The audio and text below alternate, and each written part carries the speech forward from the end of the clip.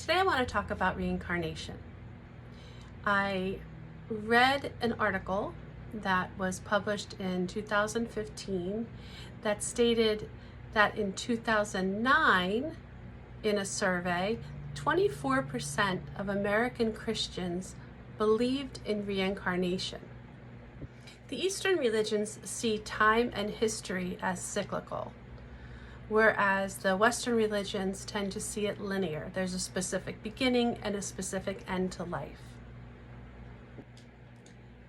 The author says that American Christians are believing in reincarnation due to our buffet mentality when it comes to what we want out of life, including religion. But I disagree with that. I was raised Catholic, and when I go to church, I still go to the Catholic Church, even though there are some things that I don't agree with. But I do like, the prayers and the music and the traditions of the church. I was never a believer or disbeliever in reincarnation when I was younger. I just kind of was like, oh, okay, maybe it is real, maybe it's not. But then things started to change for me. First of all, after my husband's death, things that I didn't think were possible became possible. But also, I had read Dr. Brian Weiss's first book called Many Lives, Many Masters. And Dr. Brian Weiss is somebody who was trained in a traditional psychiatry at Columbia University and at Yale, but had an experience while doing therapy where a client went back previous to childhood into a past life. The whole series of books is so interesting, and it's very hope-giving when you read it, and it helps you to understand the way things are, in my opinion, because I know that there will be many that disagree. So in the past 20 years or so, I have begun to believe that we come to this world in each incarnation after having done basically a soul contract with the people who are in our soul families. And we decide who's going to be, who's going to have some very hard challenges. We decide who's going to teach what and which things we want to learn.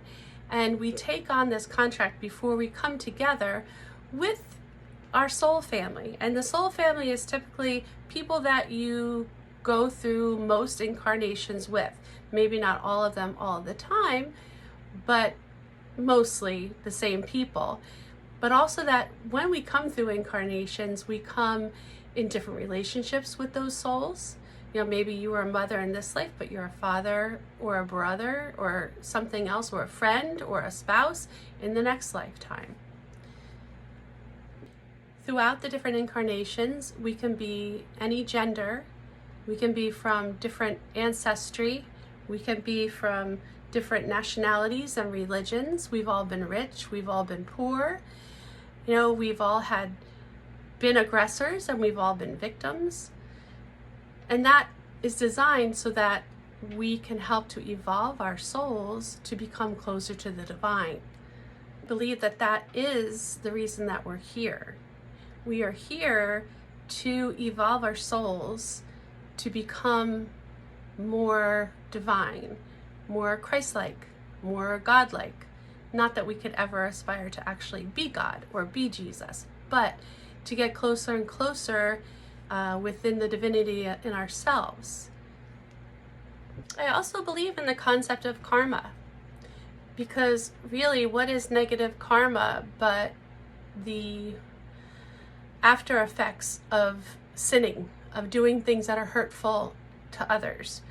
And I do believe that we get the chance to clear away that karma, not just by saying we're sorry, but by putting ourselves out into the world to do good and to be good to others, which is really not that dissimilar from what we're supposed to do if we are Christians or Jews or Muslims or anybody else. Now, you may agree with me, you may not agree with me, you may completely disagree, or there may be things that I said that resonate with you and that you feel are true. But in the end, I think it's more important that we just live our lives as good people, trying to right wrongs, trying to do the right thing, caring for others, not just being all about ourselves, no matter what religion you're in.